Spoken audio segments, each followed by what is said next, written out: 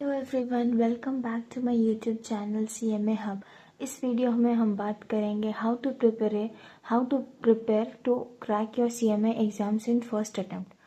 So first of all ये कुछ relevant tips हैं जो मैं खुद भी एग्ज़ाम के टाइम पे फॉलो करती हूँ। तो ये जो मैंने अभी तक एक्सपीरियंस किया है, मैं उस बेसिस पे आपके सामने ये स्ट्रैटेजी और ये टिप्स को शेयर कर रही हूँ। So I hope you like the video. सबसे पहला point, first decide whether to go for both groups और सिंगल ग्रुप्स। पहले डिसाइड करना पड़ता है कि आपको बोथ ग्रुप में आप अपीयर करना चाहते हैं या आप इंडिविजुअली सिंगल ग्रुप्स के लिए अपीयर करना चाहते हैं। बोथ ग्रुप्स के लिए स्ट्रैटेजी बहुत अलग होती है या आप बोल सकते हैं कम्प्लीटली डिफरेंट होती है, और इंडिविजुअल ग्रुप्स के लिए स्ट्रैटेजी आपकी डिफरेंट होती है। मैं यहाँ पे इंडिविजुअल ग्रुप्स के लिए दोनों ग्रुप की स्ट्रैटेजीज लेके आई हूँ for group 1 and group 2। Point है, clear your mind so that you can easily focus on the studies. So दूसरा बहुत इंपॉर्टेंट पॉइंट ये है कि आपको अपना माइंड क्लियर करना पड़ेगा कि आप बोथ ग्रुप के लिए प्रिपेयर हैं, बोथ ग्रुप देना चाहते हैं, या फिर इंडिविजुअल बुक्स को प्रिपेयर करके एग्ज़ाम्स को क्रैक करना चाहते हैं। नहीं तो फिर फ्यूजन की वजह से आप दोनों ग्रुप पर फोकस नहीं कर पाएंगे। तीसरा पॉइंट है, अगर आप ग्रुप 1 के लिए प्रिपेयर कर रहे हैं तो ग्रुप 1 में टोटल आपके 4 सब्जेक्ट्स होते हैं। फाइनेंशियल अकाउंटिंग, लॉ, टैक्स जिसमें डायरेक्ट टैक्स और इनडायरेक्ट टैक्स होता है, और cost. Take 2 subjects each day on an alternative basis or divide the weekdays accordingly। कोई 2 सब्जेक्ट हर दिन ले सकते हैं या तो कोई ऑल्टरनेटिव बेसिस पे ले सकते हैं, जैसे कि आप फाइनेंशियल अकाउंटिंग लॉ को ले रहे हो एक साथ, टैक्स और कॉस्ट को ले रहे हो एक साथ। तो ये चीज़ आप चेंज भी कर सकते हो कि कभी कभी आप फाइनेंशियल अकाउंट्स और टैक्स भी ले सकते हो और कभी कभी लॉ और कॉस्ट भी ले सकते हो। आप कोई भी 2 सब्जेक्ट अपने पसंद का ले सकते हो। Take any 2 subjects of your choice. Try to end the entire syllabus by the end of April और by the first week of May. अगर आप जून 2025 के लिए प्रिपेयर कर रहे हो तो आप मेक श्योर करें कि आपका सारा सिलेबस जो है, चारों पेपर फॉर फर्स्ट ग्रुप, अप्रैल के एंड तक ख़त्म हो जाए, और ज़्यादा से ज़्यादा अगर लेट भी हो तो वो फर्स्ट वीक ऑफ मई तक ख़त्म हो जाए। Point is, highlight the important questions, put a star mark or any other symbol to denote the sum as important। जो सम आपसे नहीं बन रहा है या जिस सम में आप बार बार फंस रहे हो उसको आप स्टार मार्क कर दो या कोई और सिंबल जिससे भी आप डिनोट करना चाहें, ताकि वो इम्पॉर्टेंट रहे और वो आप लास्ट डे एग्ज़ाम के टाइम पर आप उसे छोड़कर ना जाओ। ये जो पॉइंट था ये सारे आपके सब्जेक्ट्स के लिए रेलेवेंट था।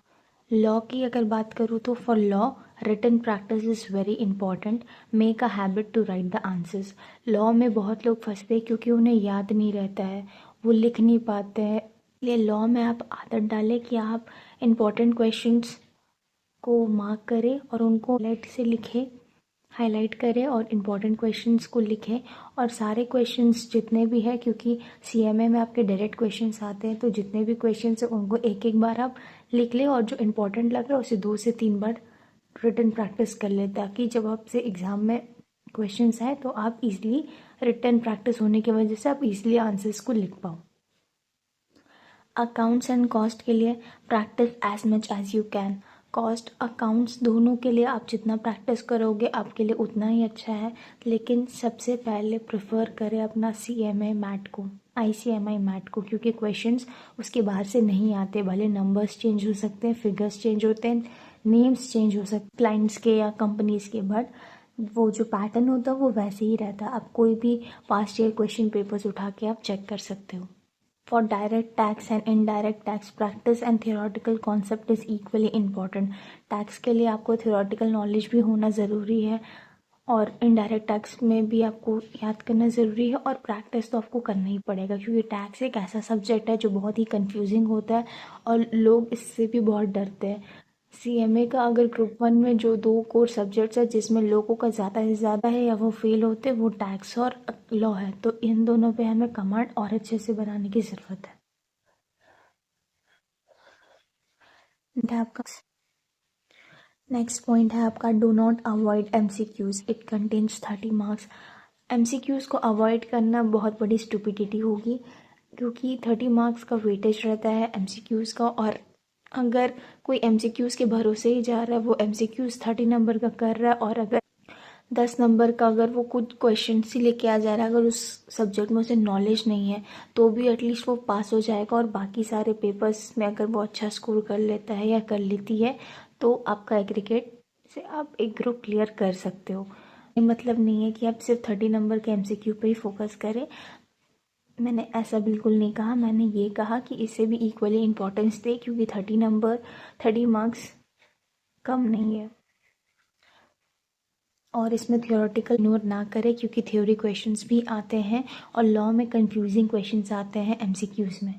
सो आप अपने कॉन्सेप्ट्स को, जो भी आप पढ़ रहे हो, उनको बहुत अच्छे से एकदम बेस से अच्छे से क्लियर रखें, ताकि अगर एमसीक्यूज़ बहुत सारे इजी भी होते, लेकिन बिकॉज ऑफ द हम लोग अवॉइड कर देते कि इतना इजी नहीं आएगा, और वैसा आ जाता है, और इस वजह से हम अपने मार्क्स लूज़ करते हैं। अब बात करते हैं लास्ट मंथ प्रिपरेशन का, दैट इज़ मे।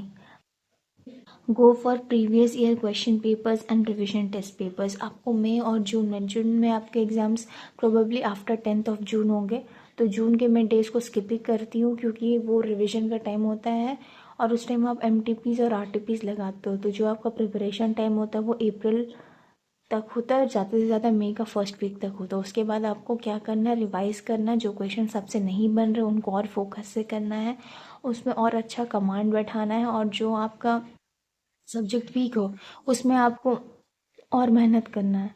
ऐसा नहीं कि आपको चारों सब्जेक्ट पे इक्वली मेहनत करना है, आपको डिवाइड करना पड़ेगा। किसी का लॉ स्ट्रांग होता है तो किसी का टैक्स वीक होता है, किसी का अकाउंट स्ट्रांग होता है तो किसी का कॉस्ट वीक होता है। तो ये डिपेंड करता है पर्सन टू पर्सन।